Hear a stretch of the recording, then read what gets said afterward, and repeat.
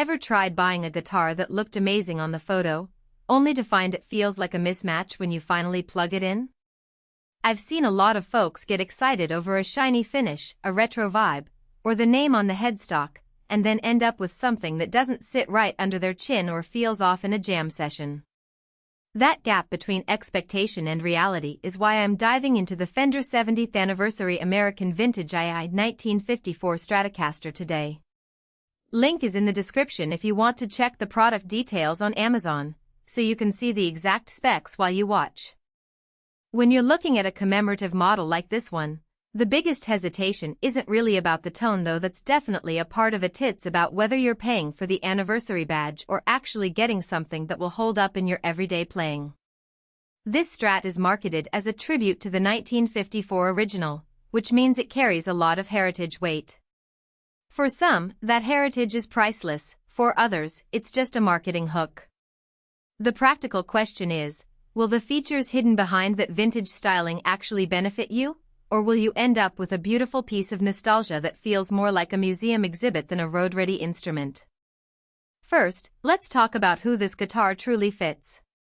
If you're a player who has already spent time with a standard American-made Strat, maybe a Player Series or a Standard, and you've built a decent foundation of technique, the Vintage II's ash body and maple neck will feel familiar, but with a few subtle differences.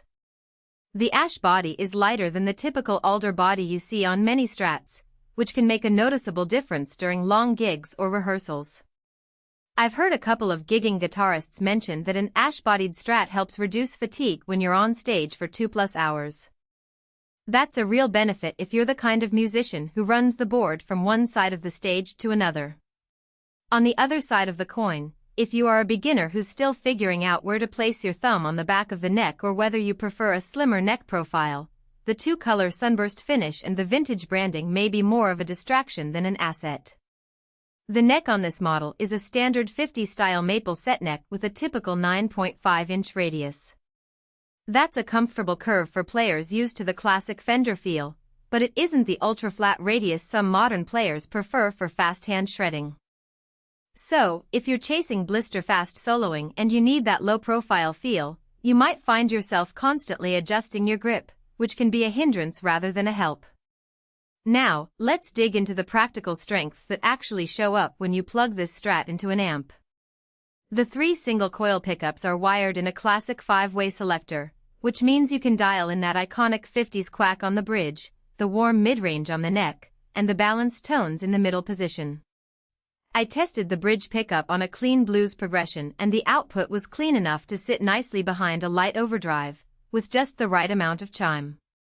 When I flipped to the neck position for a mellow arpeggio, the note separation stayed clear, even when I rolled the volume down to 3. That kind of tonal honesty is what most players look for in a vintage-styled Strat, especially when they're swapping between clean and dirty tones in a small venue. One hidden trade-off is the lack of a modern coil-splitting option.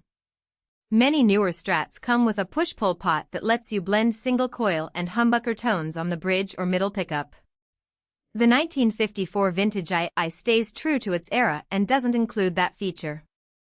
In practice, that means you'll be limited to the classic single-coil sound palette. If you're a player who likes to dip into higher output, thicker tones without adding an external pedal, you may find yourself reaching for a different guitar or a pedal board later. The finish, yes, that gorgeous two-color Sunburst does more than just look good. The lacquer is a thin, nitrocellulose coating that actually breathes a little, giving the wood more resonance compared to a thick polyurethane finish. In a studio setting, that can translate to a subtle openness in the mid-range, which I noticed when recording a clean rhythm track. However, nitro finishes are also more prone to wear and tear. If you plan on traveling with this guitar in a gig bag or using it for outdoor gigs where it may get knocked around, you'll want to keep an eye on the Sunburst's edge wear over time.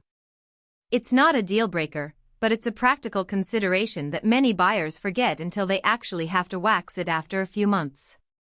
Another aspect that often gets glossed over is the hardware. The vintage-style bridge is a classic 3-saddle tremolo, not the modern 2-point locking system you see on many contemporary Strats. This means the tremolo is smooth.